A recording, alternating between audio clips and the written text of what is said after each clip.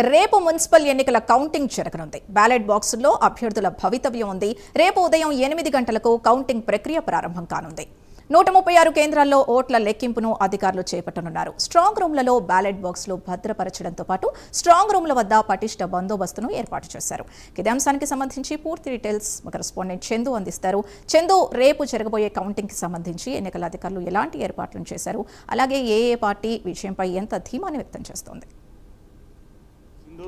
116 మున్సిపాలిటీలు అదేవిధంగా 7 కార్పొరేషన్లకు సంబంధించి అభ్యర్థుల భవితవ్యం రేపు తేలబోతోంది. రేపు ఉదయం 8 గంటల నుంచి కూడా కౌంటింగ్ ప్రారంభమవుతుంది. కౌంటింగ్ కేంద్రాల వద్ద 144 సెక్షన్ కూడా పెట్టారు. ముఖ్యంగా కౌంటింగ్ కేంద్రాలకు అభ్యర్థులు లేకపోతే వాళ్ళ తరఫున ఏజెంట్లు మాత్రమే హాజరు కావాలి. పాస్ ఉన్న వాళ్ళు మాత్రమే కౌంటింగ్ కేంద్రాల్లోకి పోలీసులు అనుమతిస్తారు. ముఖ్యంగా చూసినట్టే కౌంటింగ్ కేంద్రాల్లో ఇప్పటికే సీసీ కెమెరాలు కూడా ఉన్నాయి కాబట్టి వాటి పనితీరును కూడా ఈరోజు అటు పోలీసు అధికారులు ఎన్నికల అధికారులు కూడా పరిశీలించారు. ప్రధానంగా కౌంటింగ్ సంబంధించి టేబుల్ల అమరికపై కూడా వాళ్ళంతా కూడా చర్చించారు. ముఖ్యంగా సిబ్బంది కేటాయించినటువంటి బాధ్యతలపై సూచనలు చేశారు. మరోవైపు ఎన్నికల నియమావళి తప్పనిసరిగా అమలు చేయాలని కూడా సూచించారు. మరోవైపు అభ్యర్థుల సంబంధించి ఏజెంట్లకు సంబంధించి తగిన సౌకర్యాలు కల్పించాలని కూడా ఇప్పటికే ఈసీ సూచించింది. మరోవైపు కౌంటింగ్ ప్రక్రియ అంతా కూడా పారదర్శకంగా జరగాలని కూడా చెప్పారు. మరోవైపు స్ట్రాంగ్ రూమ్ల వద్ద భద్రతను ఇప్పటికే జిల్లా కలెక్టర్లు ఎస్పీలు కూడా పర్యవేక్షించారు. ముఖ్యంగా అత్యవసర సేవలకు సంబంధించి కూడా ప్రత్యేక ఏర్పాట్లు ఈసీ చేసింది. అదేవిధంగా కౌంటింగ్ రోజున సిబ్బంది కూడా సమయానికి రావాలని కూడా ఇప్పటికే ఈసీ ఆదేశాలు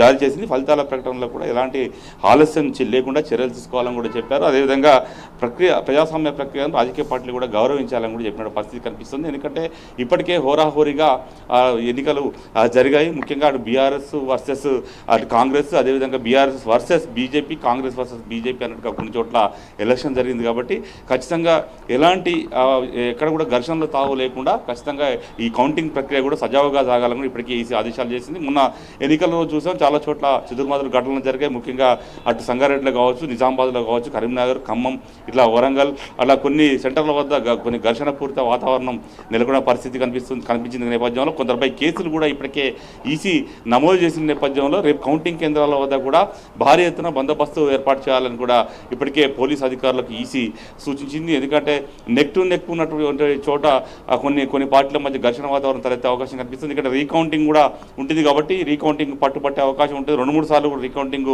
చేసే అవకాశం కూడా ఉంటుంది కాబట్టి అభ్యర్థులు పట్టుబట్టే అవకాశం ఉంటుంది. ఆ సమయంలో కొంత ఘర్షణ కూడా తలెత్తే అవకాశాలు ఉన్నాయి కాబట్టి ఖచ్చితంగా ఈసీ మాత్రం ఈసారి ఎలాంటి ఘర్షణలు తావు లేకుండా కౌంటింగ్ ప్రక్రియ సజావుగా సాగాలని కూడా పోలీసు అధికారులకు సూచనలు జారీ చేసిన పరిస్థితి కనిపిస్తుంది. మొత్తంగా ఇప్పటికే అన్ని చోట్ల 123 చోట్ల కూడా కౌంటింగ్ ఏర్పాట్లకు సంబంధించి అన్ని సెట్ చేశారు. ఇప్పటికే ఇక రేపు మాత్రం 8 గంటలకు ఈ కౌంటింగ్ అయితే ప్రారంభమవుతుంది. ఇప్పటికే పార్టీలకు సంబంధించి ఎవరికి వారు తాము ఎక్కువ స్థానం గెలుస్తామన్నటువంటి ధీమాతో ఉన్నారు. ముఖ్యంగా అధికార కాంగ్రెస్ పార్టీ అయితే దాదాపుగా 90 స్థానాలు మున్సిపాలిటీలను కూడా కైవసం చేసుకుంటామని కూడా ఇప్పటికే చెప్తున్న క్రమంలో అటు బీఆర్ఎస్ కూడా అదే స్థాయిలో చెప్తుంది. ఖచ్చితంగా 30 నుంచి 35 మున్సిపాలిటీలు గెలుస్తామని చాలా ధీమాగా బీఆర్ఎస్ నేతలు చెప్తున్నారు. ఎందుకంటే బీఆర్ఎస్ పార్టీ కూడా దాదాపు 116 మున్సిపాలిటీకి సంబంధించి సమన్వయకర్తలను ఎలక్షన్ల కోసం నియమించింది. వారందరితో కూడా ఈరోజు కేటీఆర్ టెలికాన్ఫరెన్స్లో మాట్లాడారు. వారందరికీ కూడా ఫీడ్బ్యాక్ అందింది. ఈ క్రమంలోనే ఇప్పటికే బీఆర్ఎస్ పార్టీ కొంత క్యాంపు రాజకీయాలను కూడా తెరలేపింది. కొంతమంది ఇప్పటికే క్యాంపులను కూడా తమ అభ్యర్థులను తరలిస్తున్న పరిస్థితి కనిపిస్తుంది. ఎందుకంటే అధికారంలో కాంగ్రెస్ సర్కార్ ఉంది కాబట్టి ఒకవేళ అభ్యర్థులు మిస్ అవుతారన్నటువంటి అంచనాతో ముందస్తుగానే జాగ్రత్తలు అయితే తీసుకుంటా ఉంటుంది. ఎందుకంటే ఈసారి 30 స్థానాలు గెలుస్తామనే ధీమా అయితే అటు బీఆర్ఎస్ పార్టీ కనిపిస్తుంది.